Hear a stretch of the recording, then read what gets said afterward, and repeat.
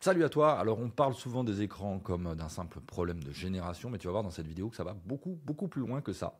En 2023, on avait des millions de Français qui déclarent être dépendants à leur téléphone, aux réseaux, aux séries, au point de sacrifier leur sommeil, leur santé mentale, leur vie sociale même parfois. Alors ce fléau silencieux, il est en train de détruire notre attention, il est en train de détruire nos relations, notre bien-être. L'idée là, dans cette vidéo, c'est pas d'être dogmatique et de taper sur les écrans et la technologie, puisqu'ils ont leurs intérêts, bien entendu, mais on a complètement perdu notre pouvoir, on a complètement perdu notre raison sur ce sujet-là, et on doit justement raisonner notre activité sur ces sujets, et ça touche aussi des publics qui sont fragiles, et on a un vrai besoin aujourd'hui de rééquilibrer les choses et de soigner ce problème de société. Je vous présenterai justement dans la continuité de cette vidéo comment justement ce problème, ce fléau de société, eh bien, représente aussi une opportunité pour nous écopreneurs qui réglons des problèmes de société, eh bien, à créer des entreprises régénératrices de la planète et des humains, tout en générant un revenu décent et en se réalignant aussi dans notre vie professionnelle. C'est ce qu'on propose chez Écopreneurs, vous le savez. Alors oui, un des vrais fléaux du 21e siècle, c'est bien notre addiction, notre intoxication aux écrans. En 2023, on a 34% des internautes français âgés de 15 à 74 ans qui déclarent ressentir au moins un effet néfaste lié à l'usage des écrans. Et ce chiffre monte à 57% des moins de 20 ans. C'est énorme. Et 49% des 20-34 ans. On a plein d'effets qu'on verra un petit peu plus tard, mais ils sont principalement autour de la limitation du temps de sommeil pour rester sur les écrans. 25% des internautes concernés. Et puis, on a de la négligence des loisirs, 10%, une envie obsédante d'aller sur les écrans, 9%. Il y a 28% des Français, ça fait quand même 15 millions de personnes qui présentent une pratique à risque de cyberdépendance, avec 40% qui déclarent des effets négatifs sur leur vie personnelle et 24% sur leur vie professionnelle. L'effet est dingue et considérable. On a 8% des Français qui se considèrent totalement dépendants de leur smartphone, de leurs réseaux sociaux. Ça fait quand même 7,3 millions de personnes qui passent un temps excessif dessus. Le binge-watching, c'est un visionnage compulsif de séries, touche 8 millions de personnes, notamment les jeunes, 52% des moins de 35 ans. Et les enfants et adolescents sont très exposés aux écrans, avec en moyenne 10 écrans par foyer. C'est fou. Et cette surexposition est liée aux troubles du sommeil, sédentarité, obésité, troubles de la vue, impact négatif sur le neurodéveloppement, on va en parler juste après. Une étude américaine a montré que les enfants de 9-10 ans utilisant les écrans plus de 7 heures par jour, il y en a beaucoup, présentent un amincissement prématuré du cortex cérébral, ce qui peut affecter leur développement cognitif. Les conséquences, donc, on peut les continuer sur la santé et le bien-être, sont dingues. Usage excessif des écrans, c'est associé à une sédentarité accrue.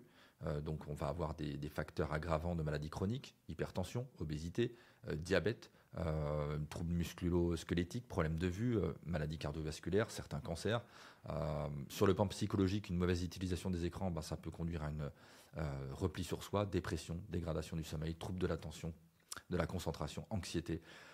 Et cette surexposition peut entraîner un retard de langage, des difficultés sociales, une moindre autonomie et persévérance, ainsi que des altérations neurologiques chez les enfants.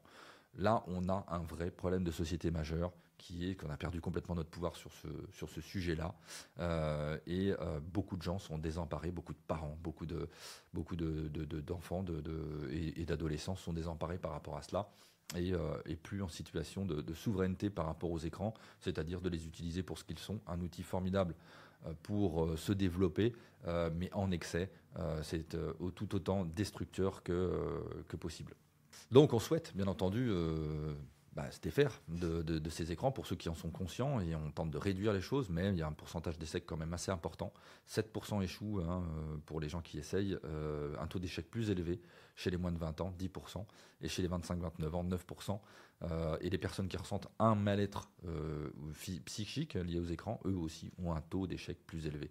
On a des pratiques du coup de digital detox qui se développent avec des séjours sans écran, des structures dédiées, etc. Ça, on va en parler parce que justement, ça représente beaucoup d'opportunités intéressantes pour réduire ce temps d'écran. Aujourd'hui, on a même des semaines sans écran dans certaines écoles françaises qui visent à sensibiliser les enfants, les familles au danger de la surexposition. Alors, tout cela génère en effet un problème majeur, mais aussi, comme d'habitude, une opportunité très importante de nous, écopreneurs, régler ces problématiques-là par notre activité professionnelle, peut-être soit en donnant un nouvel angle justement à votre activité si vous savez qu'elle agit dans ce domaine et qu'elle peut apporter des bénéfices dans ce domaine. parfois on a des activités qui sont un peu au ralenti parce que l'angle marketing n'est pas forcément bon, eh bien pourquoi pas mettre en avant ce bénéfice-là, ou alors carrément en créant une activité qui peut être liée à cela. On sait aujourd'hui que cette problématique est énorme, donc ça crée aussi un marché très important qui va nous permettre, nous écopreneurs, de régler cette problématique, ou en tout cas, même si on ne la règle pas, d'agir pour qu'elle soit mieux, pour qu'on ait de meilleures pratiques, une meilleure souveraineté par rapport à tout ça et qu'on reprenne notre pouvoir sur l'utilisation des écrans. Donc les écopreneurs sont très importants là-dedans et peuvent jouer leur rôle en créant des activités autour de ces jours de déconnexion, par exemple, des retraites sans écran en pleine nature, des activités physiques, manuelles, méditatives, sociales, en animant des ateliers pour enfants, familles, entreprises. Il peut y avoir plein de choses à développer sur ces sujets-là, en développant des jeux éducatifs sans écran.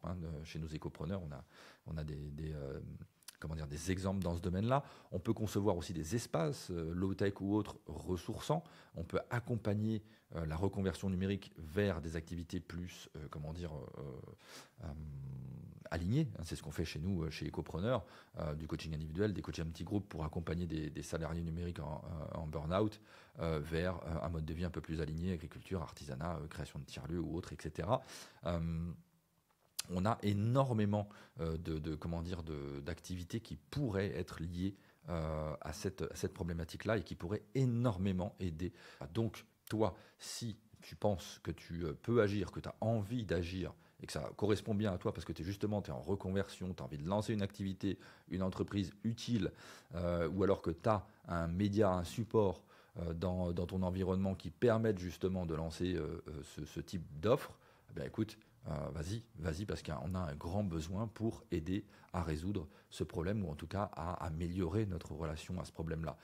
J'ai créé une fiche qui est super claire, actionnable de suite, il n'y a pas de blabla dessus, qui va résumer 10 niches, 10 opportunités concrètes à saisir dès maintenant dans le domaine de la digital detox. Et elle est disponible en description, tu peux la télécharger gratuitement, il n'y a aucun souci.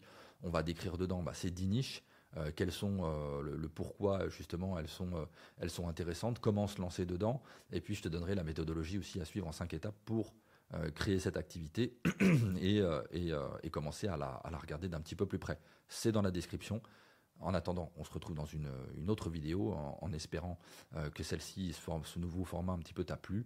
On continue de régénérer, on continue de persévérer ensemble pour améliorer cette société, la rendre plus viable au niveau environnemental, la rendre plus viable au niveau social. C'est notre taf chez Ecopreneur et on agit là-dessus par le biais de nos entreprises et de notre quotidien qu'on consacre entièrement à cela.